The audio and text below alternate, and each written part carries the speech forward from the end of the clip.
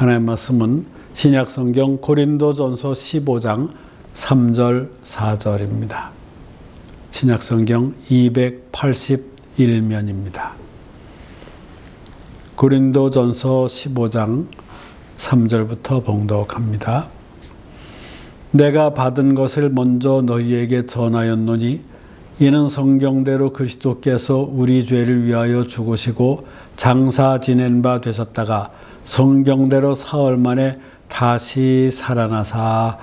아멘. 여러분, 세상에서는 거스를 수 없는 순리라는 게 있습니다. 물체는 위에서 아래로 떨어지고 꽃은 피면 반드시 지게 되어 있지요. 우리 인간도 마찬가지입니다. 태어나면 반드시 죽습니다. 죽으면 끝이라는 것, 이것이 우리가 아는 가장 냉정하고 분명한 자연의 법칙입니다. 그런데 여러분, 이 천하 만물을 창조하시고 운행하시는 설계자가 가끔은 이 법칙을 역행하실 때가 있다는 걸 아십니까? 하나님의 법칙을 깨뜨리실 때는 결코 우연이나 호기심 때문이 아닙니다. 아주 분명한 목적을 가지고 움직이십니다. 특히 하나님이 입김을 불어넣으시고 영적 존재로 지으신 인간에게만큼은 이 죽음의 순리를 그대로 두지 않으셨습니다. 죽으면 끝이다라는 자연 법칙을 넘어서 다시 살아 영생한다라는 새로운 시작을 선포하셨습니다.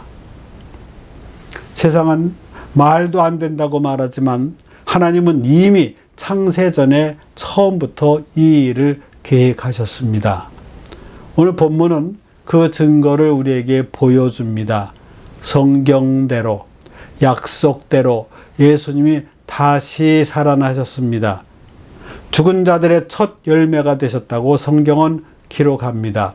고린도전서 15장 20, 21절 그리스도께서 죽은 자 가운데서 다시 살아나사 잠자는 자들의 첫 열매가 되셨도다. 사망이 한 사람으로 말미암았으니 죽은 자의 부활도 한 사람으로 말미암는도다. 시간의 주인이신 주님께서는 부활에 대해 과거와 현재와 미래 어느 시대이든 말씀대로 약속대로 풀어주십니다. 예수님의 부활은 첫째, 약속대로 과거부터 성경에 예고되었습니다. 예수님의 제자들은 주님의 말씀을 듣고도 믿지 못했습니다. 그들의 눈에는 자연 법칙만 보였기 때문입니다. 하지만 하나님은 수천 년 전부터 시편으로, 호세아로, 심지어 요나의 물고기 뱃속을 통해서까지 내가 죽음을 이길 것이다 라고 끊임없이 신호를 보내고 계셨습니다. 부활은 어느 날 갑자기 일어난 돌발 사고가 아니라 하나님의 치밀하고 오래된 약속의 성취입니다. 제자들은 3년 내내 예수님 곁에서 직접 죽고 사흘 만에 살아나야 하리라 말씀을 귀에 못이 박히도록 들었지만 정작 사건이 터졌을 때는 다들 멘붕이었죠. 그만큼 죽음이 끝이라고 하는 자연법칙의 벽을 인간의 이성으로서는 뛰어넘기 힘든 거대한 산이었던 것 같습니다.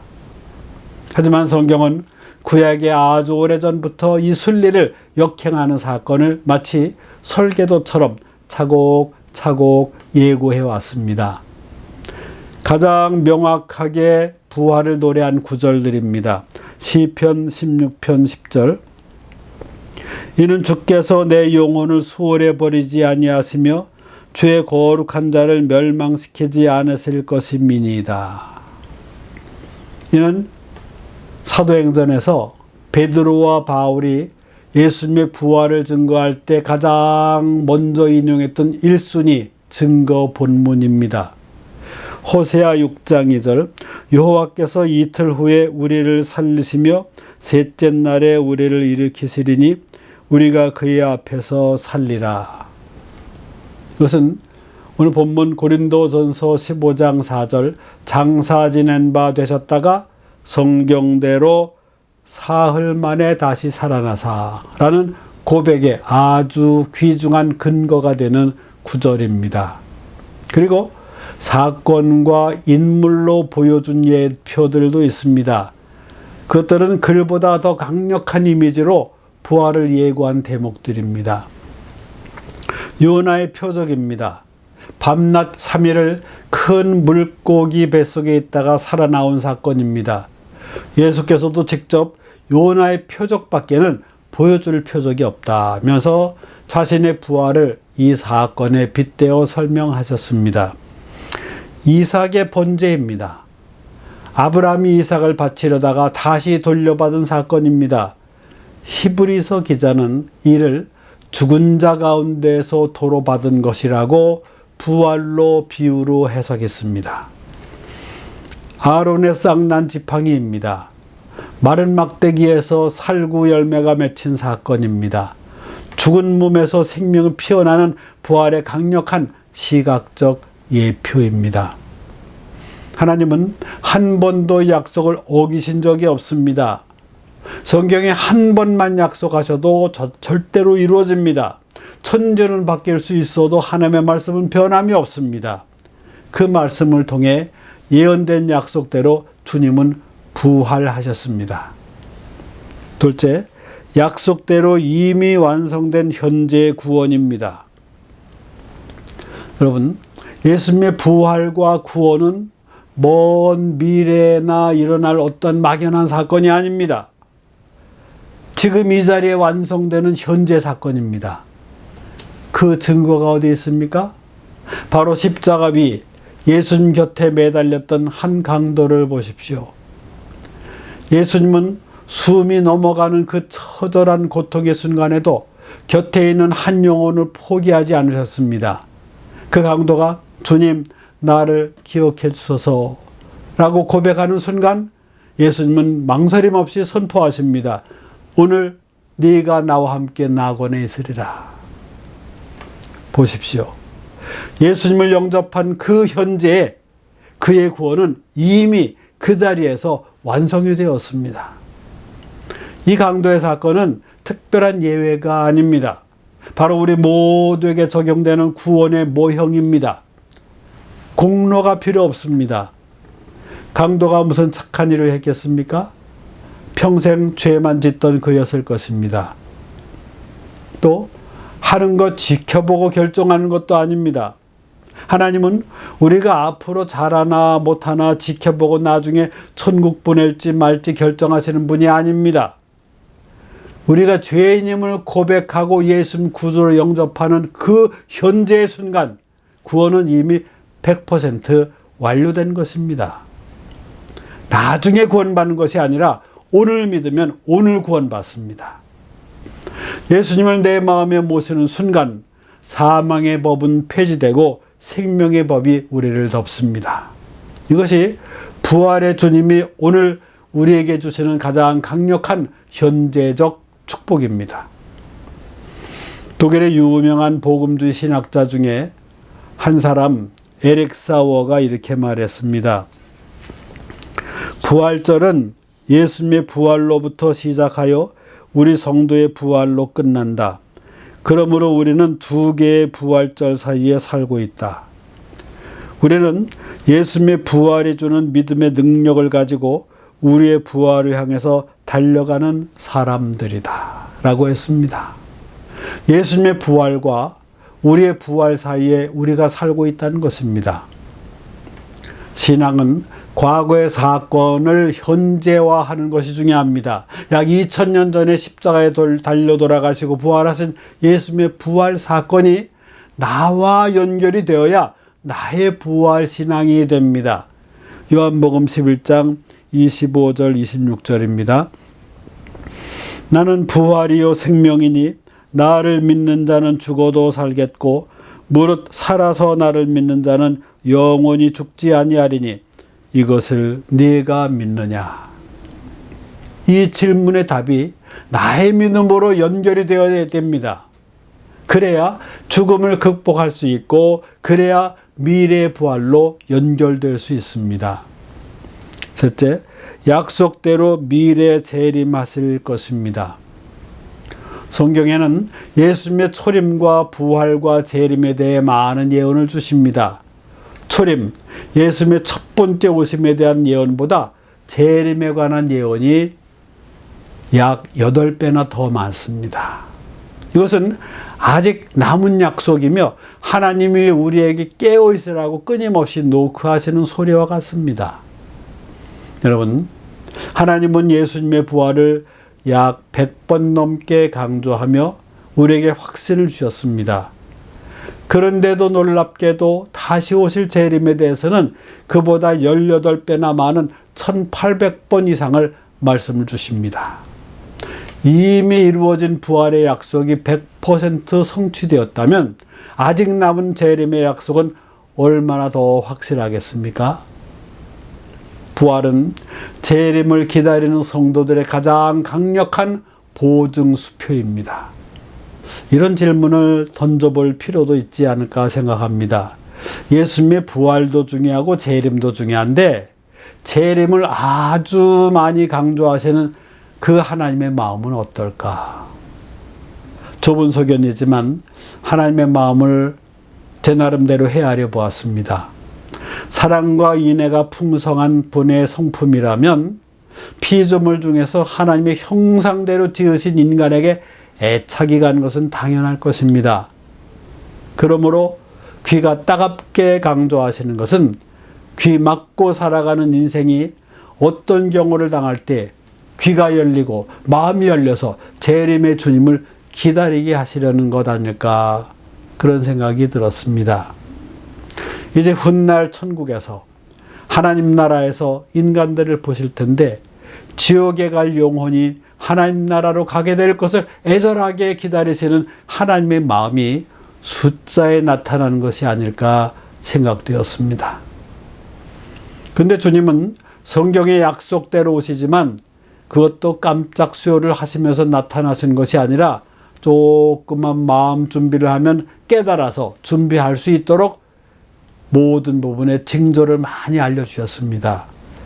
다양한 영역에 주신 징조들을 간단히 설명해 봅니다. 천계에 나타날 징조입니다. 해와 달이 빛을 잃게 됩니다. 이러한 현상은 대기 오염으로 인해 천체 탐사 활동으로 인해 전쟁의 포연으로 오존층의 파괴로 갈수록 해와 달이 빛을 잃게 될 것입니다. 자연계에 나타날 징조입니다. 처처에 기근과 지진과 온역이 일어납니다. 코로나 시대에 우리가 실감했지요. 인구 폭발로 자원이 고갈되고 식량난으로 갈수록 심각해집니다.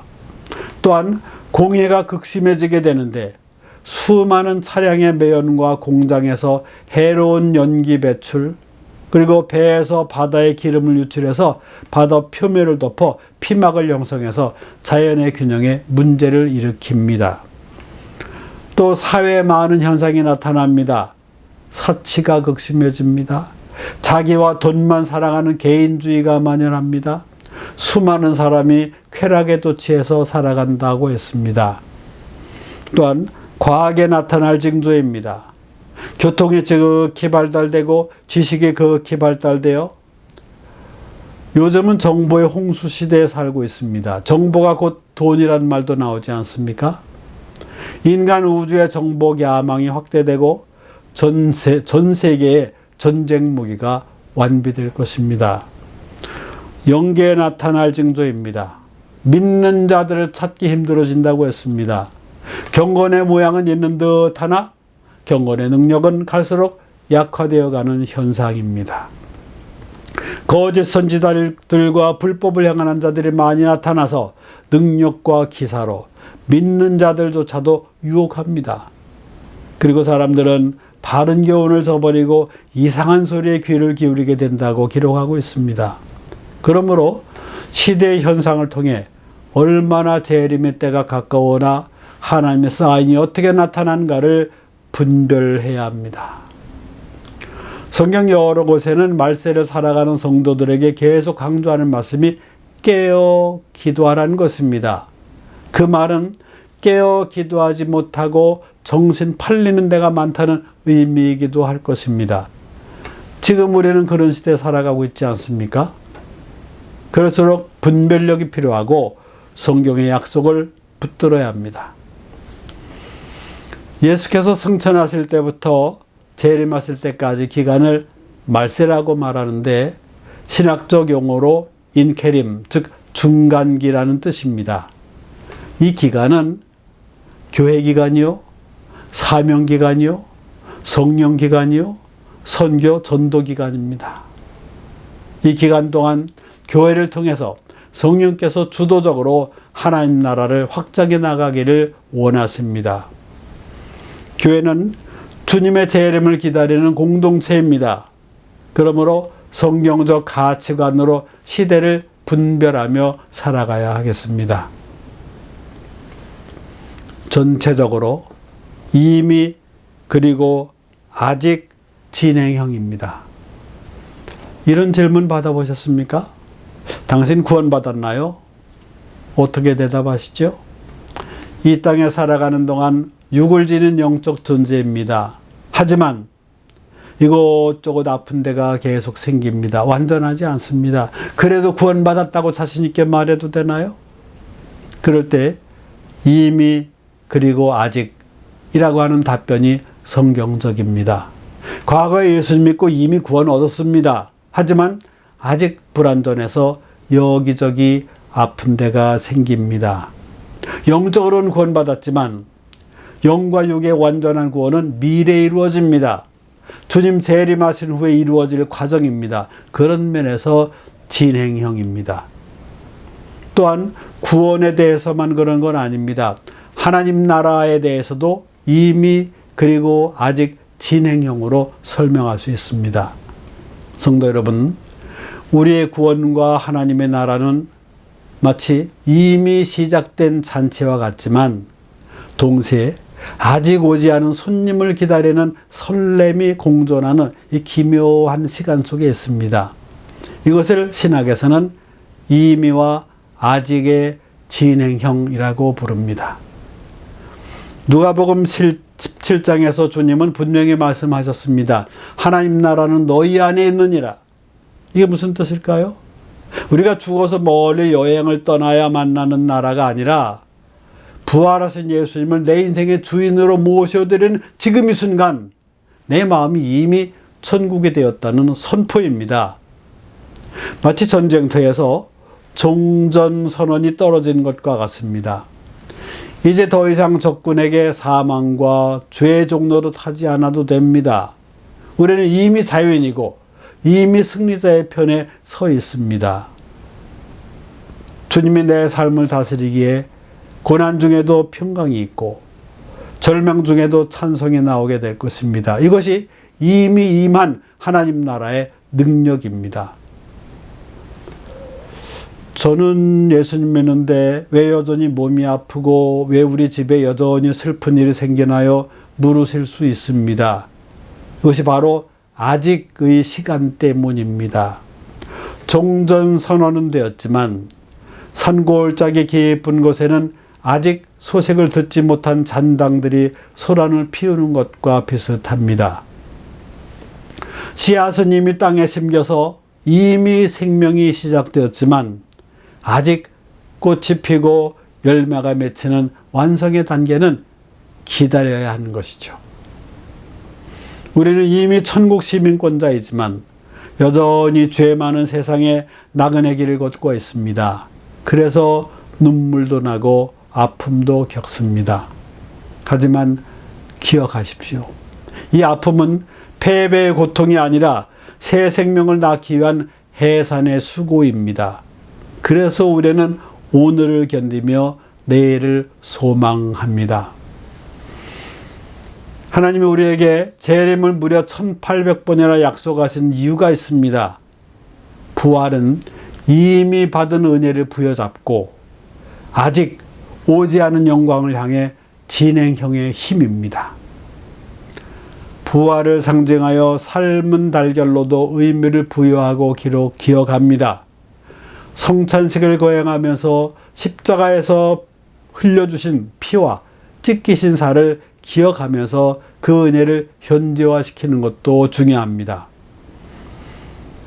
이미 우리 안에 이루어진 하나님 나라를 미리 경험하면서 다시 오실 주님 만날 준비를 착실히 해가시기를 바랍니다. 기도합니다.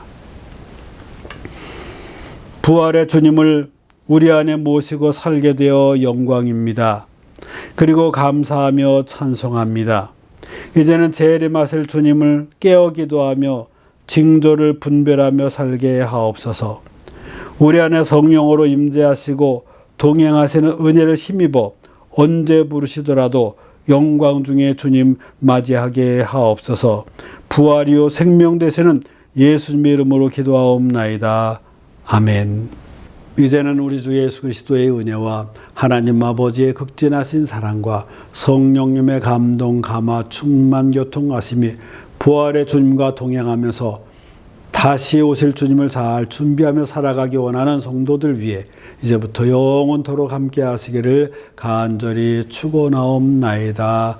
아멘.